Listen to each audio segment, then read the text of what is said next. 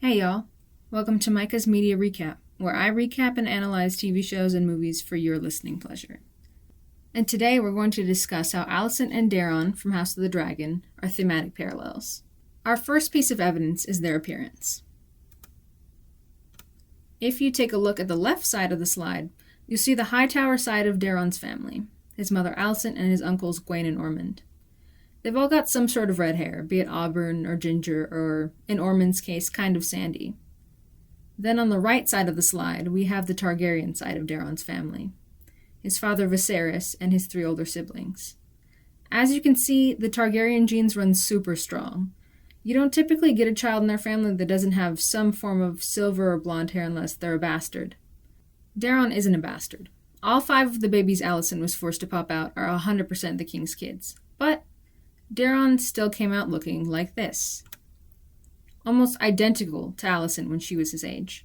They have practically the same hair color, styled in the same way, with those wide, soft faces, and quite similar nose shapes too. Now, clearly this isn't enough to prove their thematic parallels yet, especially since we're not entirely sure whether or not Ormond strategically dyed Daeron's hair to make him look more Hightower. So, let's move on to my next point. Their mother-related trauma. Technically, they both lost their mothers at a young age. Alicent lost hers to literal death. At what exact age, we're not totally sure. But at the beginning of the show, she's 14, so sometime before then. Daeron lost his connection to Alicent when she sent him to ward in Old Town. In the book, he was 12, but seeing as he was missing for the first 2 seasons of the show, it seems like in this canon, he left at an even younger age, maybe 10. That's about 6 years without any contact from his parents, and when you're that young, that feels like forever. Daeron has no real grasp of who his mother is, what she's like, anything. Regrettably, Alicent's the same spot regarding him. But she did send him away in the hopes to keep him safe, from becoming like his brothers and from others that might do him harm. Thank goodness that the 2 of them had totally normal and healthy father figures to raise them. Well, about that.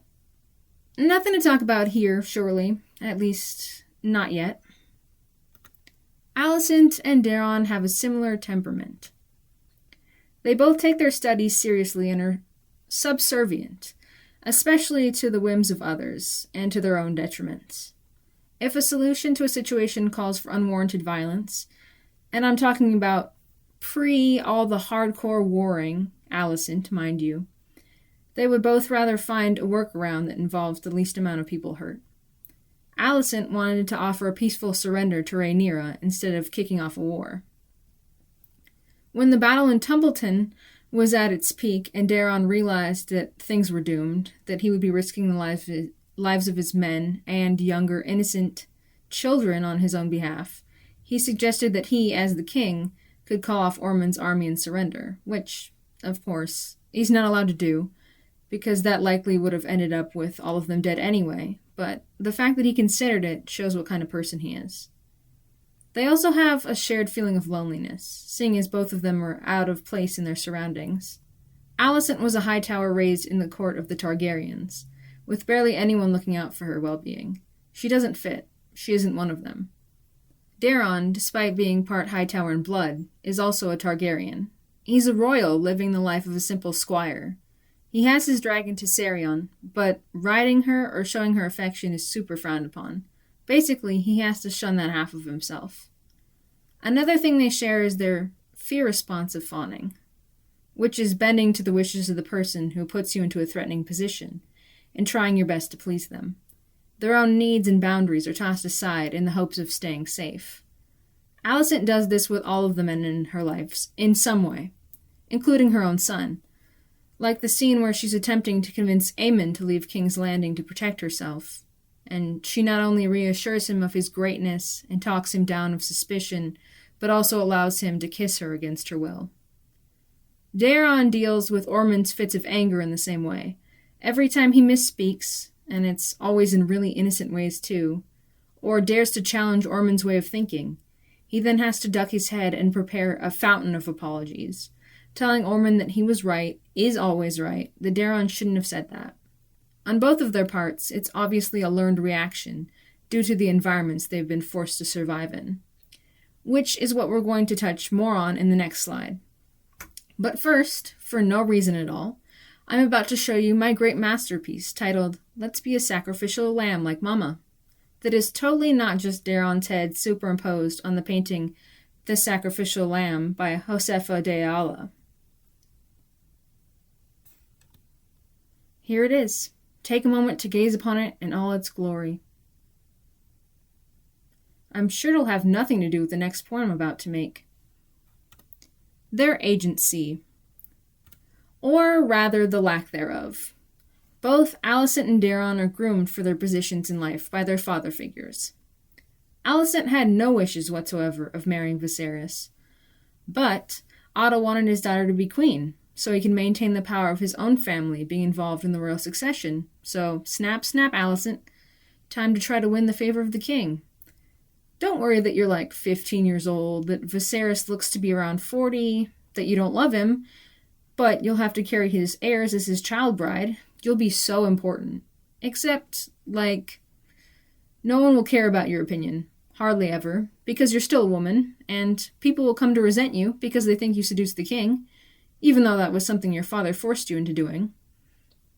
And Daeron. Poor, sweet Daeron. He has absolutely no intentions of becoming king.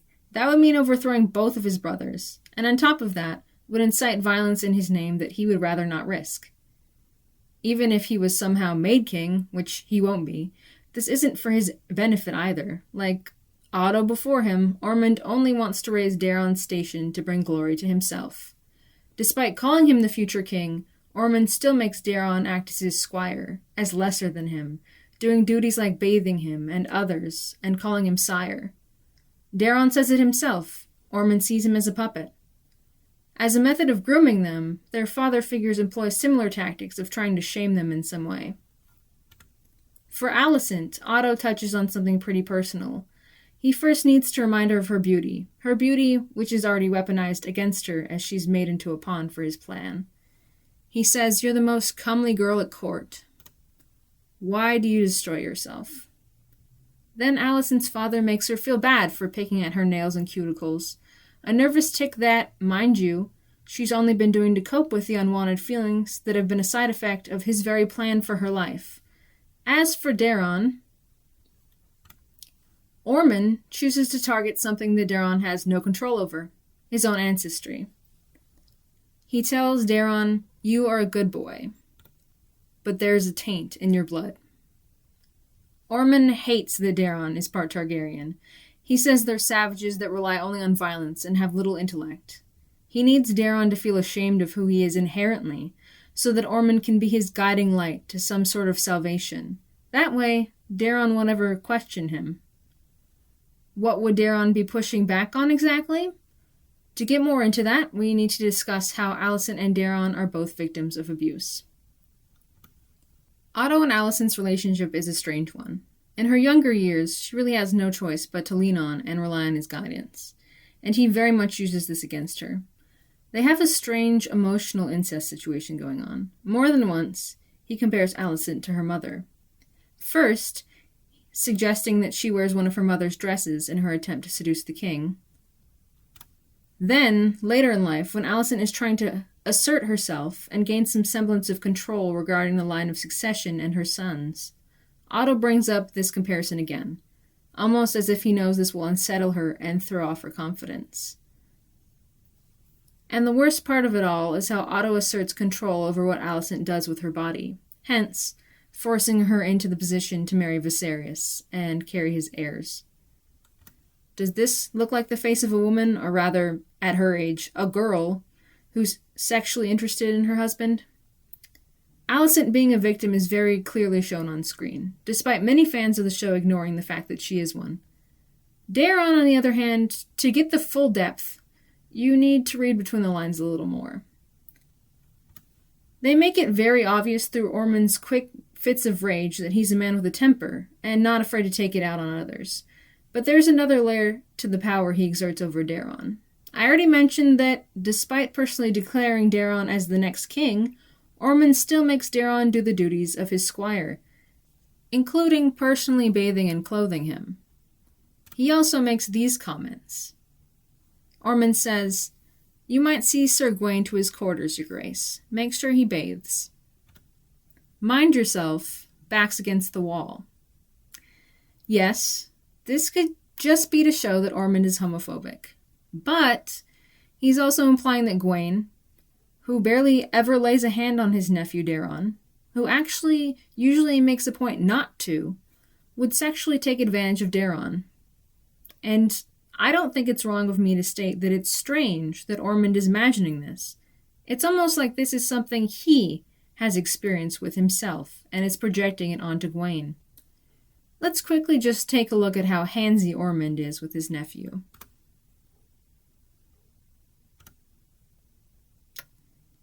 He really takes whatever chance he can to get his hands on Daeron, usually gripping him and holding on to a point where Daeron looks visibly uncomfortable. I'm not the only one who notices this. Daeron's dragon Tisarion does too.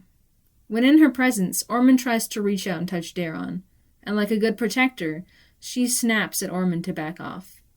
Dragons are, after all, meant to keep their riders safe from threats, and it's clear that Tisarion can read Daeron's body language around Ormond, that there's something wrong there. But, if even after all of these examples, you're still not sold on the idea that Ormond is sexually abusing Daeron, let's look at this conversation between Gawain and Daeron. Daeron tells Gawain, "You left me alone with him. You know what he is. I do what I can to keep him from, you know." I really don't know how the writing could put it any more plainly than that. Of course, other than what they do, which is to have Gawain say this line. "You're his little treasure now. You'll be fine." Which really, to me, lays it out plain. And possibly also implies that, along with knowing what Ormond's capable of, Gawain might have been his victim once too. And that brings us to our end. As much as people have valid criticisms of House of the Dragon's writing, this here is one of the reasons why I loved the show so much. The fact that Alicent sent her youngest son away in the hopes of saving his soul, only to trap him in a hellish existence that she herself knows far too well and wishes she could escape from, is the most beautiful tragedy of them all.